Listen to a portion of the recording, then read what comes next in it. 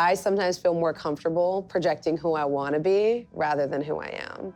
Sorry, that just got really emotional.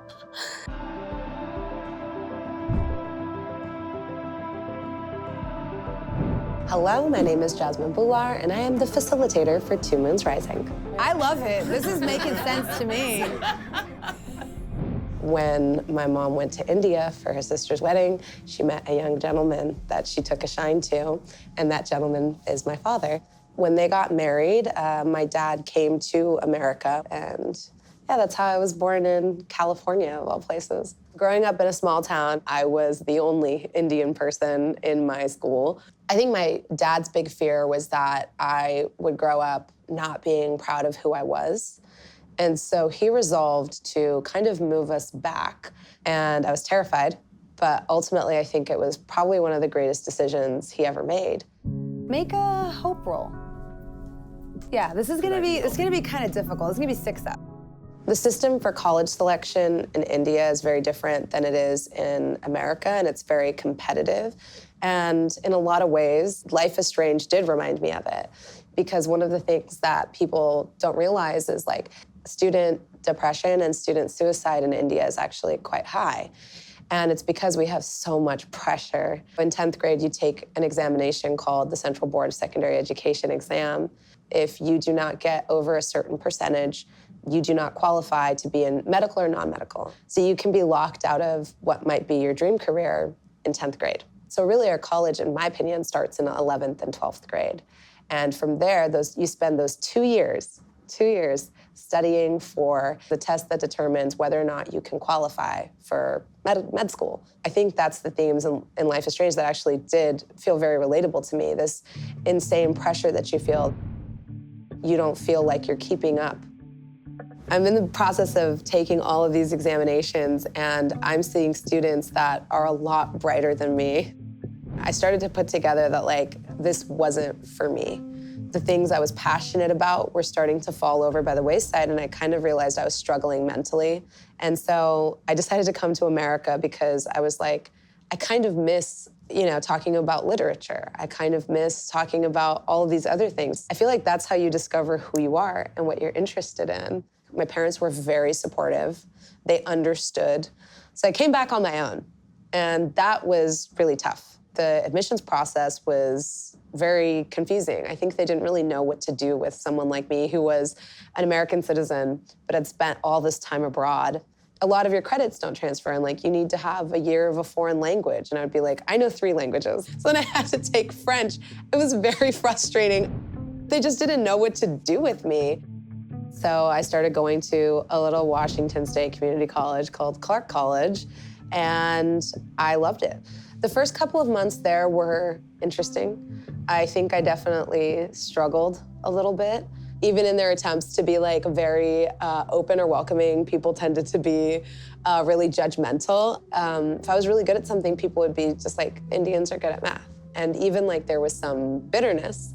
I so clearly remember this woman in front of me standing up and saying, well, because of people like her, I got laid off from my job. I even got a lot of like, why are you here?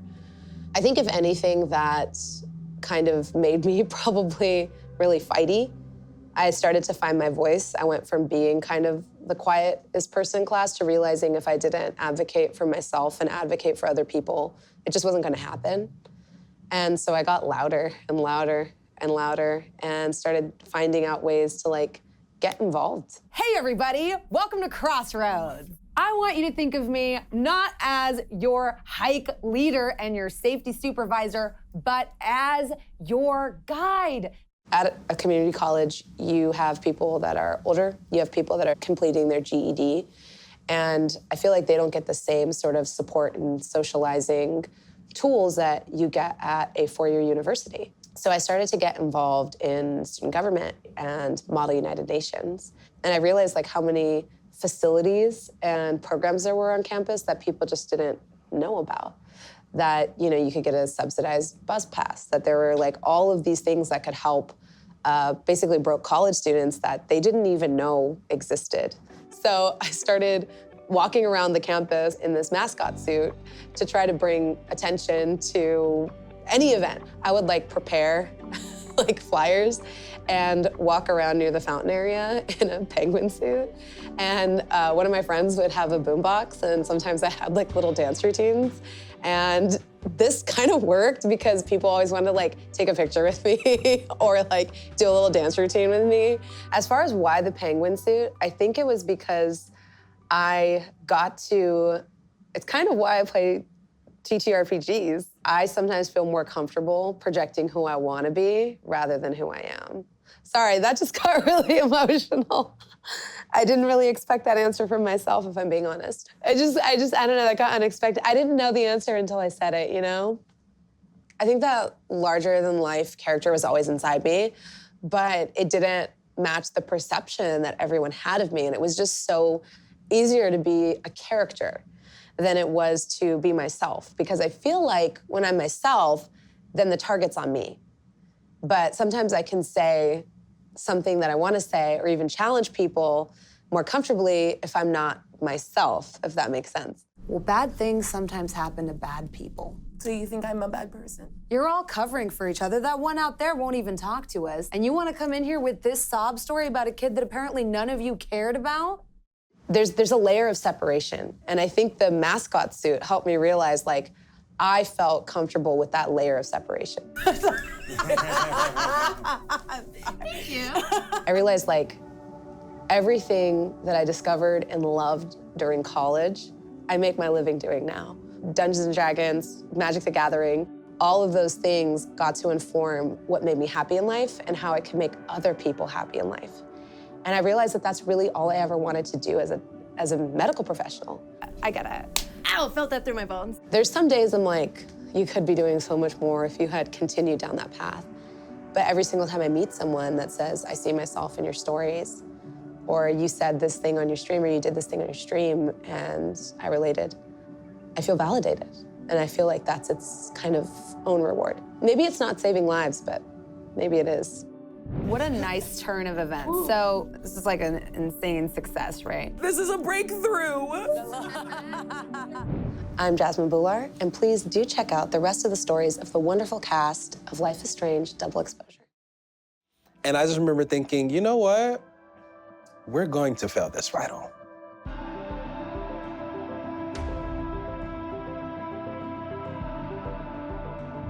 My name is Blue Allen, and I play Moses Murphy in Life is Strange Double Exposure. Engineering wants a prank war. I'm trying not to sink to their level.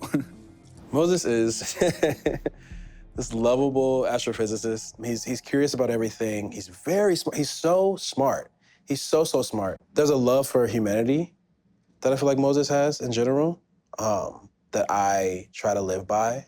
But then on the other hand, sometimes I feel like he's very different from me, which is fun to play with. There's an innocence that Moses has. I feel like he feels as if the world hasn't like tainted him yet. I think as I've gotten older and just like gone through life, sometimes I feel like, you know, a little jaded at things, and I don't feel like he has that. There's something very just like sweet and human about him. And I think that's why having a friend like Safi is super important, because she's like a badass, right? And so she's that friend that'll pull him out of his comfort zone, and that's why I feel like we're a little different. Comes with being the only scientist in a family of artsy-fartsy types.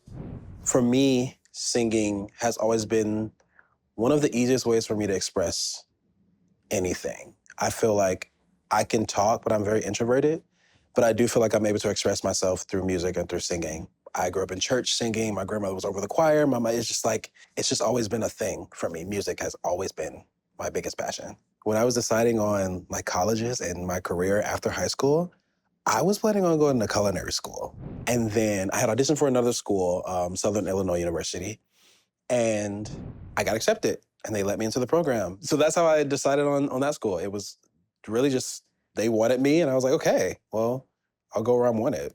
I don't think anything really hit me until the day I got dropped off. I had this like newfound freedom that I had never had, and I didn't really know what to do with it, but I knew like I couldn't go back home. You'd be surprised how quickly you get used to it. Well, if we want to set the scene about my theory final, in relation to learning music theory, I learned music very differently. I knew I was in trouble when the semester started. Like, I suck at theory. I can't read sheet music. I am bad. I'm pulling all-nighters every day. Like I was up to like 2, 3 a.m. just trying to study and like absorb as much information as I could. And so leading up to the final, I was just like, listen, I just have to get a C to pass it. Finally was like, I can't absorb anything else and I have to go to sleep. And so I went to bed at like 3 or 4 a.m. And I did that thing that I realized that we do as adults where we're like, oh, I'll still be able to wake up. Like, I'm fine. You know, I can get 2 hours of sleep and I will wake up right on time. And I did not. I woke up at 8:40. And my class started at 8 and ended at 9:30, I believe. And I got to class, it was like 8:45. And I walked in. Of course, classes started. Everyone's heads are down. They're taking their final. And I just walk in. And I just remember thinking, you know what? We're going to fail this final. As long as we accept that, let's just put some shit on the paper. And I sat down, and the thing was you had to answer all the questions, but I only had 30 minutes left. And each question was gonna take me at least, my brain, at least like 10 minutes. And I was just like writing shit down, and I was like, wow, this has gotta be wrong. I was just doing the final, and time was up. And I turned to my final, and I remember I just walked out the door and went back to my dorm. I didn't speak to my friends. I just went to my dorm and I took a nap.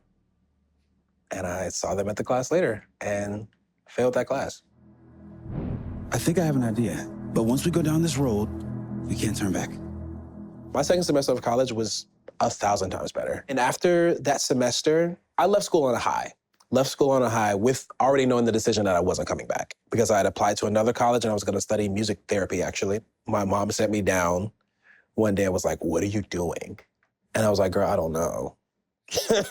I'm not gonna lie to you, I don't know. I'm going to school though. I am going to college. I'm doing it. And I remember she was like, do you think like you have to, you know, like it's a requirement? And I was like, well, yeah. And she said, no, I've never required that from you. And so her sitting me down and having that conversation felt like the biggest weight had been lifted. And I didn't go back to school. And then I started auditioning for musicals and plays and literally never stopped. I hopped on a moving train and I've been working ever since. The scientist and the poet. Duality. I would say my life experience prepared me for Moses because it allowed me to walk into spaces as my full self. It feels really personal because I, had to go through this like weird year of all this self-doubt because of new things, right? Like new things are scary. And I think I went the route of doubting myself and being scared and being like, no, I can't do it. And I think it prepared me for Moses because doing this video game and animation was scary at first because I'd never done it. And I was in this new space, but I didn't feel inadequate. I felt like I'm Blue and this is what I have to give. And it helped me connecting with this character so much because I was like, you know what? There's a reason they wanted me here. And finding ways that me and him are similar, it just felt like everything settled in perfectly. Like I felt like this was my job, And I felt like in a way that this character was created for me to play. A better question would be, what isn't special about it? My name is Blue Allen, and be sure to catch me in Life is Strange Double Exposure. Continue to be the change that I wanted to see in the world.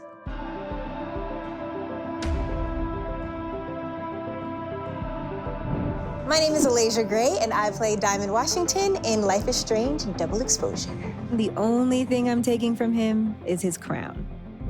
Diamond is incredible. She's a go-getter, very driven, talented, and doesn't take any crap from anybody. So those are things that stand out to me about Diamond. She's an artist, she's a filmmaker, and I went to film school, theater and film, so I immediately resonated with that. I also very much resonate with her activism, because I'm very much an activist, so I love her. I feel like she's me, a version of me. It used to be about activism and creating art that matters. When I was growing up, I was always very passionate about performing, loved different roles and characters. Also was always very into advocating for others. College, I knew I wanted to study theater. And then because I had this affinity for politics and things, I minored in poli-sci, so political science as well. I went to CU Denver, yeah, and I was there 4 years. I knew going into college that I wanted to do a study abroad program.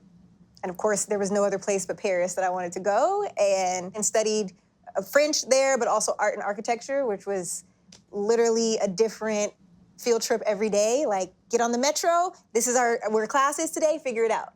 So I loved that, just being able to be independent in a whole other country and just figure it out. You gotta seize the opportunities when you can. Getting there, it was actually a whirlwind. And I remember it was in a time where there were still calling cards. And I just remember needing to call my mom, and it took like days to even contact her. Just even the day-to-day of like the showers and just like how that was in dorm life. Because even in my undergrad, I had my own apartment. So like, I was not even used to like a dorm, and then you gotta walk to the shower. And so that was a thing to get used to. It was just an adventure every day. But I will say one of the most saddening days I had there was one of my final days, which I actually had a final presentation due for my art and architecture class. And I forgot which museum we needed to get to that day. And for some reason, I just like could not find it. My class just wasn't there, the teacher wasn't there, and I was just crying. So I think I just learned like a lot about myself, a lot about patience, a lot about just resilience and grit. And hey, it almost worked. Diamond is very determined and very driven. Nothing can stand in her way. And so I think, yeah, definitely studying abroad and having that experience, you have to have, even if you're nervous or scared, there's a level of confidence you have to have. And yeah, definitely some of that Parisian experience. I mean, I wasn't trying to stop you. So I graduated my undergrad in 2011, but there was something where I was like, okay, but I feel like I still want to like experience going back to school. I want to do it before I feel like it's too late. And I saw the program that I actually ended up getting into, which was in social and environmental arts practice, meaning those who use their art for social justice, for social change, and activism. So yeah, when I got accepted into that program, I was just like, yeah, this is what I need to be doing. And then all of us in different capacities, especially me, were at protests. I was still creating art about protests, activating students to use their voice and talking about Black Lives Matter, but also just the pandemic, and doing literally a docu-theater project, and then dealing with my own like trauma from like racism and stuff that was continuing to happen. That's the stuff I'm navigating in my career all the time, hence the activism and why I do what I do in so many different avenues. Always a safe assumption. So this is my actual cap that I wore for grad school. It says 2021. Continue to be the change. Be the change that I wanted to see in the world. It doesn't stop here. So one thing that I love that came out of my grad program actually was, I have an internationally published essay called Why Are There No Great Kids of Color in the Performing Arts? It's an examination of like inequity in the arts for kids of color. And I speak at conferences nationwide because of it, and South by Southwest, for instance, education conference, I spoke there. And it was a project that I did in grad school, and was really encouraged by my cohort, by my faculty, to like go further with it. I don't feel like I'm gonna get emotional, but like, sorry, I did not expect to get emotional. So yeah, graduating meant your work isn't done, it's just beginning, and keep being the change. I am playing the long game. My name is Ilasiea Gray. Thank you for listening to my story, and make sure to check out Life is Strange Double Exposure. So, mom, dad, or sister who was willing to let me put a blade at their face.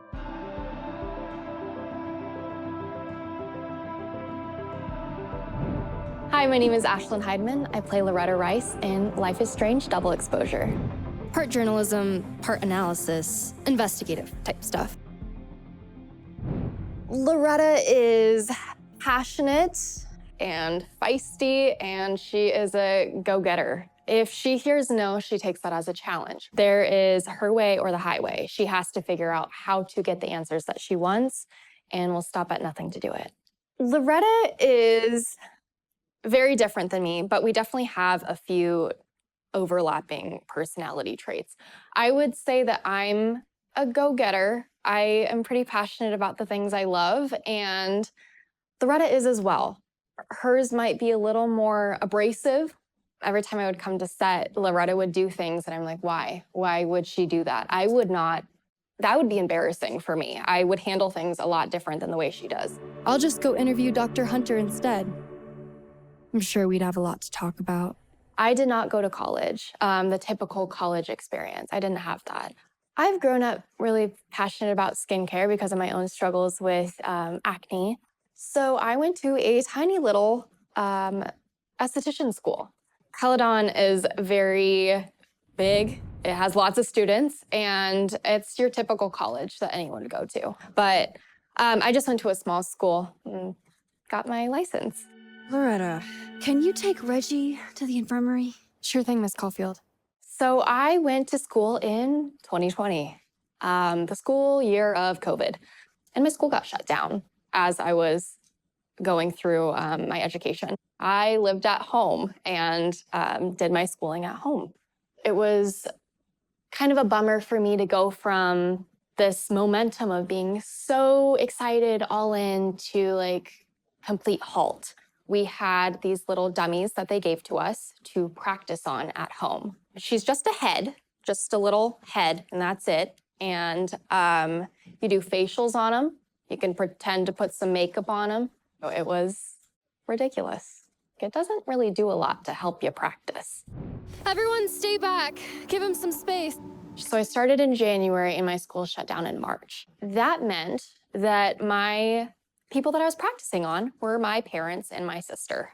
There's this treatment called dermaplaning, where you use a surgical blade to remove the vellus peach fuzz hair topically on someone's face. So mom, dad, or sister, who was willing to let me put a blade at their face. Trust me, Mom, I know what I'm doing.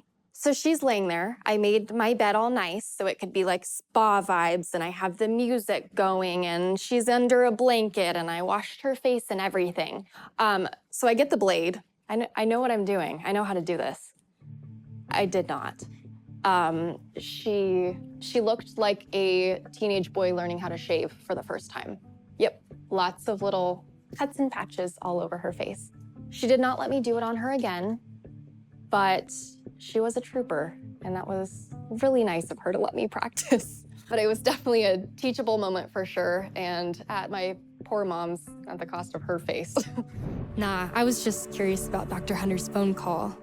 I do think that my college experience, with all the ups and downs and the trials, I didn't let those challenges stop me. I kept going and still graduated, and I think that that did prepare me for Loretta. Loretta's like that as well. She's kind of one to hit this one obstacle and then see her way around it, see how she can find this new way to achieve her goals. It was definitely a challenge for me to kind of jump into that world of Loretta, but I love her. I think she's amazing, and I think everyone else is gonna love her. She has taught me to not stand down when I have a challenge and to keep kind of pushing and going. I think she's good at finding ways to achieve her goals. There's nothing that's completely perfect in life. There's different routes that I could have gone. Obviously, I'm an actor as well, so that was my main goal, and I'm thankful where I'm at now. And I don't know if I would have ever had the chance to play Loretta if I didn't go that certain route. Oh, hi, Miss Caulfield. How are you? I'm Ashlynn Hideman, and be sure to catch me in Life is Strange Double Exposure. I was very much fully immersed in my life as a neuroscience student, and to get the call out of nowhere that there's going to be a new game and that this whole world was opening up again in a new and exciting way was just like mind-blowing.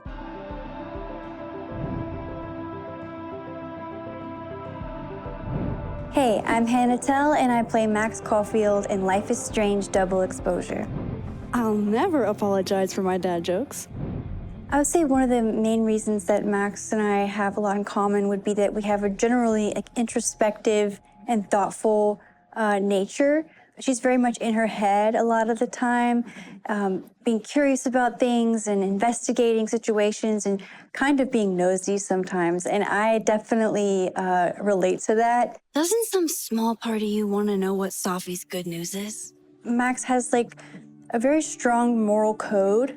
Even though she's faced with a lot of difficult decisions, she wants to do what's right, and I think she's really concerned about the feelings of others, and I definitely relate to that too. Also, I have kind of a goofy side that I think that she might have a little bit of too that we touch on sometimes, but my goofy side is a little bit wilder. Don't do anything I wouldn't do.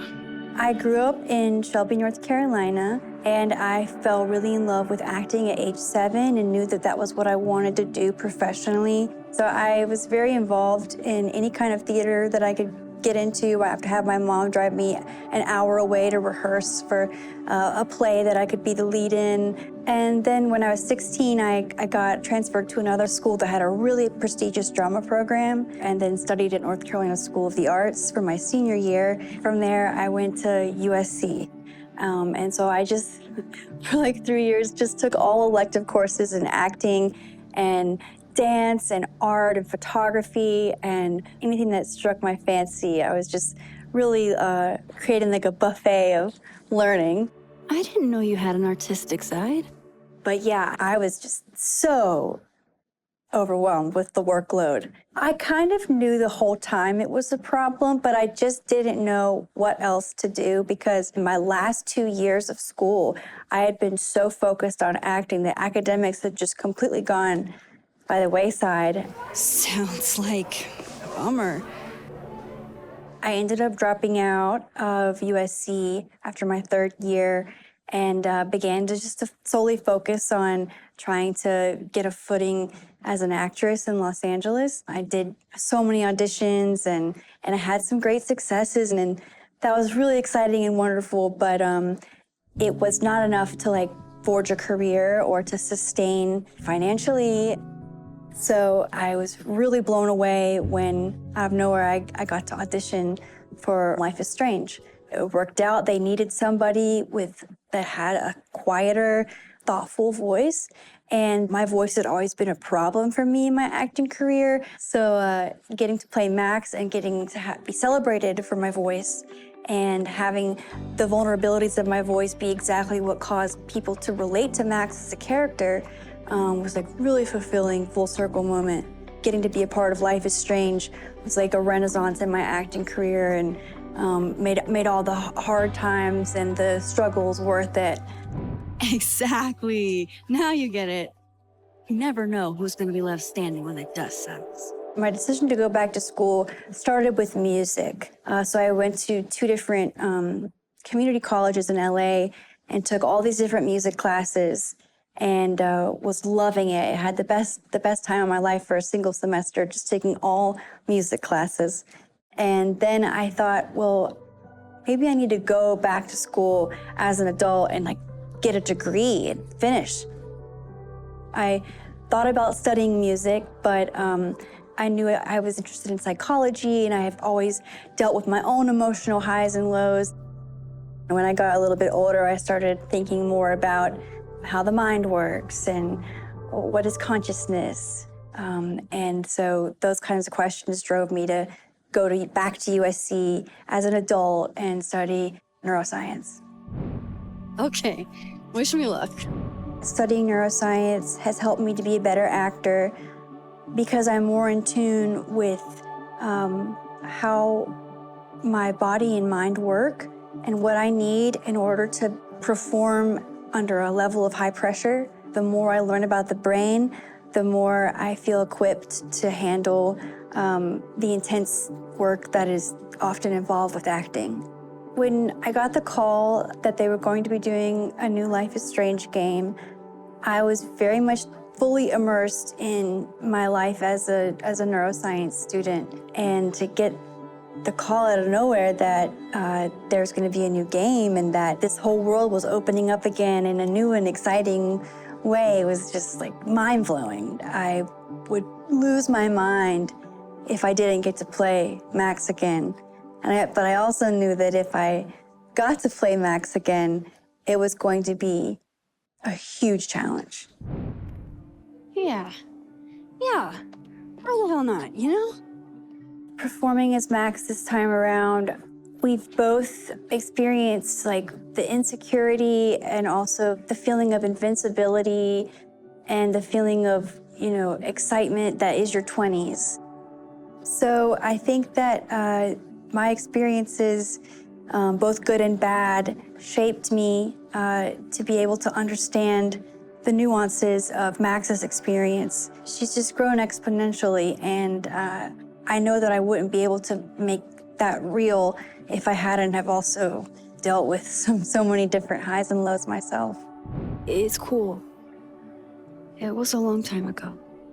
I think that the experience of playing Max has been its own education, not only for me as an actor, but for me as a woman, coming to terms with my voice and my opinions and fighting for what I believe in. Underestimated and later appreciated. I'm Hannah Telle, and thank you for listening to my story. Please check out Life is Strange Double Exposure.